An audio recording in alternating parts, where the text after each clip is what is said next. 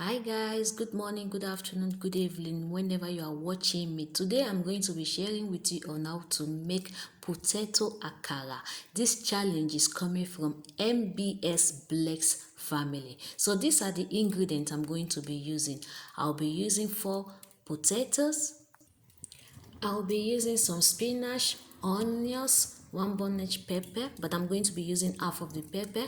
Then I'm going to be using some spices. You can skip it, you can use more or less depending on you.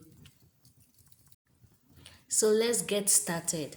First of all, I'm going to be slicing my potato. My potatoes, they already been peeled and well washed. So I'm going to slice it into small amount that my blender can be able to blend. So these are my potatoes. I've already sliced them. Then I slice my onions. Then as for my pepper, like I said in the beginning that I'm going to be using half of the pepper. So I divided my pepper into 2 parts because my son does not like too much pepper.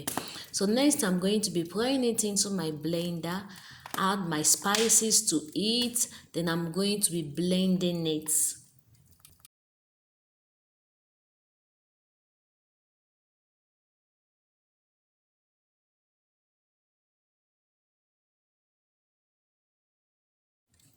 So as you can see, I did not add water to it because I was thinking my blender could blend it without adding water. But later I find out that my blender could not blend it without water. So I started adding water to it bit by bit until it's well smooth.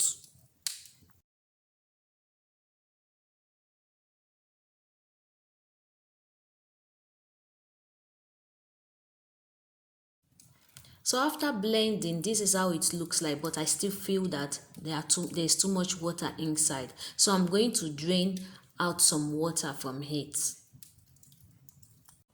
Yeah, I know I already added my spices to it when I was blending, then I'm draining it out. It doesn't matter, I can still add to it when if necessary. I'm going to test it and add if necessary.